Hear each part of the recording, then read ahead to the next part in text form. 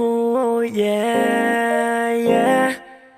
oh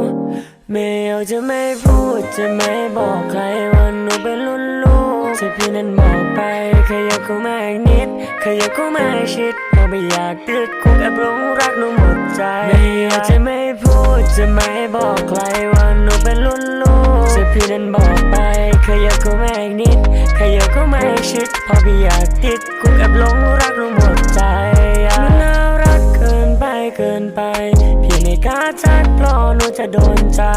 แต่ก็ไม่เป็นไรเพราะพี่อยากได้เมียเด็กแล้วใจพี่ทำไงเพราะพี่ชอบเด็กฟันเล็กอย่าไปสนใจ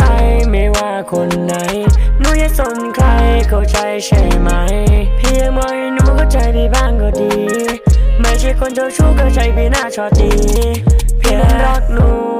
น่ารู้หรือเปล่าไม่ได้ขึ้นที่อายุเหมือนกับที่ได้ข่าวแล้วพี่ต้องทำยังไงให้หนูรักพี่สักทีให้พี่ดูแลได้ไหมได้โปรดเธอหน้าเบบี้ได้โปรดอย่ารังเข้าใจไหมถ้าหนูไม่ชอบไม่เป็นไรแต่ว่าพี่นี่ไม่ไปไหนจะคอยดูแลอย่างดีไม่ห่างไกลอยากจะบอกให้รู้ว่าอยู่ของพี่มันไม่สำคัญเท่าหนูแล้วหนูจะได้รู้รักที่พี่ให้หนูไปจนหมดใจและหนูหันมาจ้องตาพี่ไม่เอาไปบอกใคร Oh yeah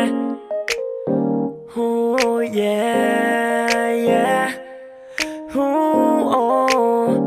ไม่เอาจะไม่พูดจะไม่บอกใครว่าหนูเป็นรุ่นลูกที่พี่นั้นบอกไป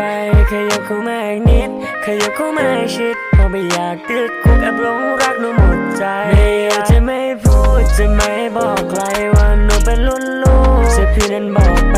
ขยับเข้ามาอีกนิดขยับเข้ามาชิดเพราะพี่อยากติดคุกแอบหลงรักหนูหมดใจมันน่ารักเกินไปพี่ไม่กล้าทักเพราะหนูจะโดนใจแต่ก็ไม่เป็นไรเพราะพี่อยากได้เมียเด็กแล้วใจพี่ทำไงเพราะพี่ชอบเด็กฟันเล็กอย่าไปสนใจไม่ว่าคนไหนหนูอย่าสนใครเข้าใจใช่ไหมพี่ยังมองให้หนูเข้าใจพี่บ้างก็ดีไม่ใช่คนเจ้าชู้เข้าใจพี่น่าชอบดีทุกคำที่พี่นั้นบอกมันฟังดูเหมือนคำกระจอกไม่อยากให้หนูคิดมากแต่ว่าพี่นะคิดไปก่อนละปล่อยให้คิดไปไกลรักแล้วไม่รู้ทำไงให้โอกาสสักครั้งลองคบกับพี่แล้วจะติดใจลองมองมาสักนิดเถอะพี่นั้นไม่มีฤทธิ์ปล่อยให้พี่ต้องคิดพี่ไม่ร้ายมันอย่างพี่บิ๊กอยากได้มาเป็นคู่ครองเหมือนตัวร้ายกับพระรองที่ตอนจบสุดท้ายกลายเป็นหนังที่ดูแล้วง่วงนอนจะไม่บอกใครว่าหนูเป็นรุ่นลูกที่พี่นั้นบอกไปขยับเข้ามาอีกนิดขยับเข้ามาชิดเพราะไม่อยากติดคุกแอบหลงรักหนูหมดใจไม่อยากจะไม่พูดจะไม่บอกใครว่าหนูเป็นรุ่นลูกที่พี่นั้นบอกไปขยับเข้ามาอีกนิดขยับเข้ามาชิดเพราะพี่อยากติดคุกแอบหลงรักหนูหมดใจมันน่ารักเกินไปพี่ไม่กล้าทักเพราะหนูจะโดนใจแต่ก็ไม่เป็นไรเพราะพี่อยากได้เมียเด็กแล้วใจพี่ทำไงเพราะพี่ชอบเด็กฟันเล็กอย่าไปสนใจไม่ว่าคนไหนหนูอย่าสนใครเข้าใจใช่ไหม